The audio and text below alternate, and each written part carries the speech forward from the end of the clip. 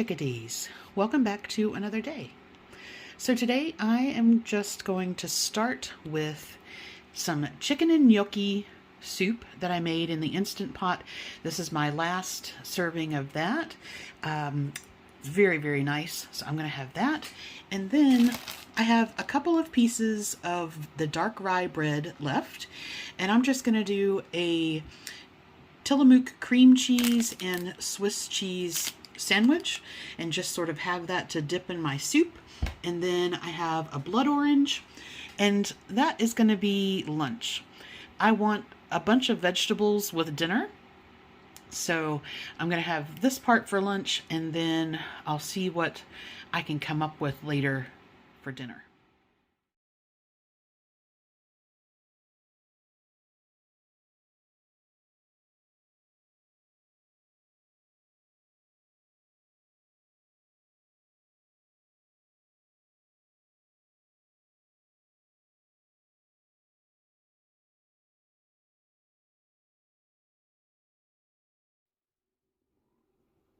I haven't done this in ages, but when I was at the Asian market last week, I picked up a bag of mung beans and azuki beans that I'm going to sprout, and you can have them in salads and things like that. All you do to sprout them is you just soak them overnight, drain the water out, and then I leave a wet paper towel in the bottom of the container. Basically, you're just going to let them sprout. It takes 3 or 4 days, and then, you kind of rinse them a little bit in between, make sure that you keep the paper towel moist. But it's really straightforward, and I love having sprouts in my salad, and I don't know why I hadn't thought about doing it, but when I was there, I saw it, and I was like, oh, okay, let me do those. So I'm going to get some of these started soaking, and we'll see what they look like in a couple of days.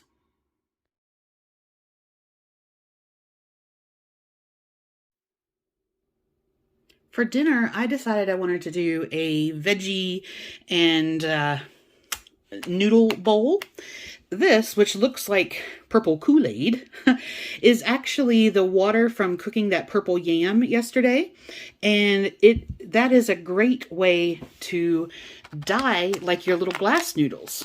So these particular ones are 130 calories per each one, and they are a pea starch, green bean starch. So instead of being like a rice noodle or a sweet potato noodle, these are a pea and green bean noodle. They're still worth 33 carbs per container, but it's basically 130 calories, no fat, no protein, 33 carbs. And what I'm going to do is I'm going to take one of these out, put it in here, and just let it soak for a while. And then they should go this beautiful, beautiful sort of bluey purple violet color. So let's see what happens. So you guys know that I am all about food experimentation, playing with my food. This is the noodles, and I had them all soaking in that purple yam water, and they're taking on some of that color. Okay, so they're starting to get a little purple here.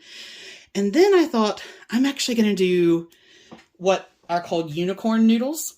And if you have any kind of science-y background, you'll know exactly what's happening here. But in order to do that, I split the noodles into 3 containers. And by changing the pH and the acidity of the actual water, you can change the color. And people call these like magic color changing noodles. It's great fun to do with kids, but I like it too. So in this one, so this is all exactly the same. This I'm going to leave as the normal one. In this one, we are going to add lemon juice. And what's going to happen is this is going to go pink. Okay, so let me slide over here.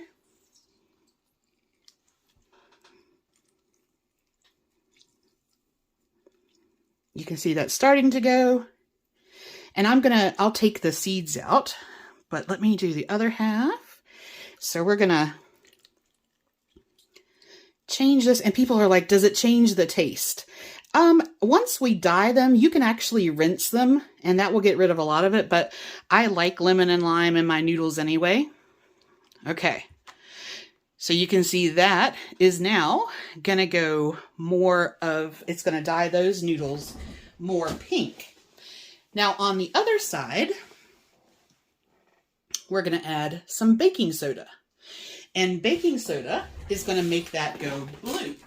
So we're adding acidity to the pink noodles, and we're adding alkalinity to what is going to be the blue ones. All right. Now, obviously, with baking soda, you need to stir it up a little bit, so I just got a spoon.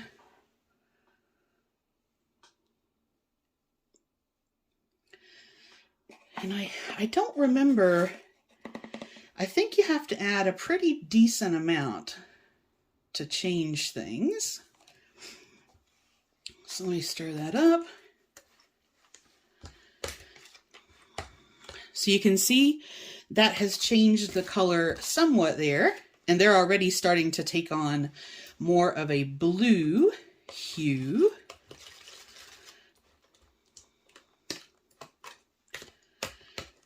And I think I'm going to go ahead and put a bit more in there. My spoon's wet, so I don't want to put it back in the baking soda.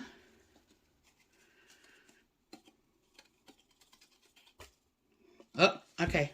Well, now we have a big chunky bit. So it will definitely go blue. There we go.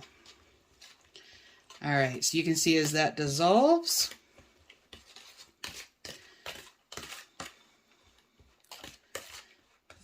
that's gone a milky blue now, but there is very different colorations here. And so when we finish, we should have like a lighter blue color one, and then the purple one, and then the pink one. So it'll be really cool to see. I'm going to let these sit. These are just in cold water. I'm going to let these sit for probably 30 minutes to an hour, just depends on when I come back to do dinner. And we'll look at how much color they've taken on and go from there. All right, it's been probably an hour and a bit, and these have been just sitting.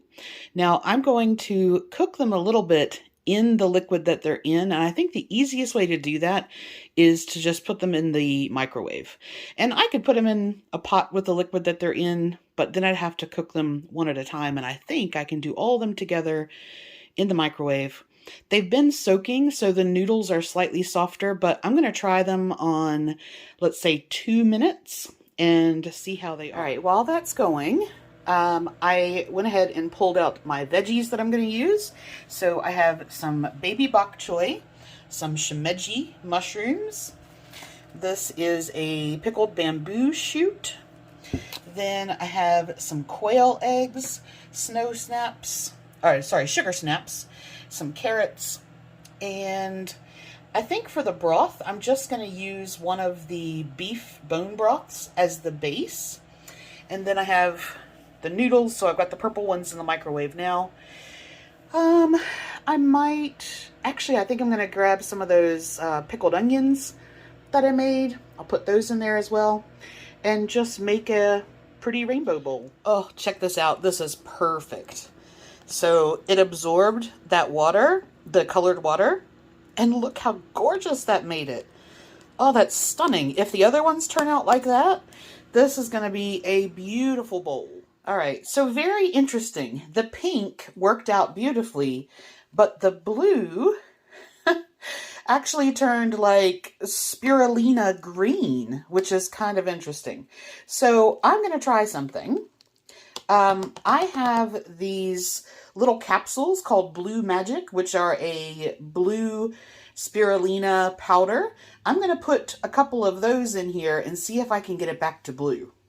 Apparently heating up the baking soda created quite a dramatic change. Okay, so I couldn't change the green.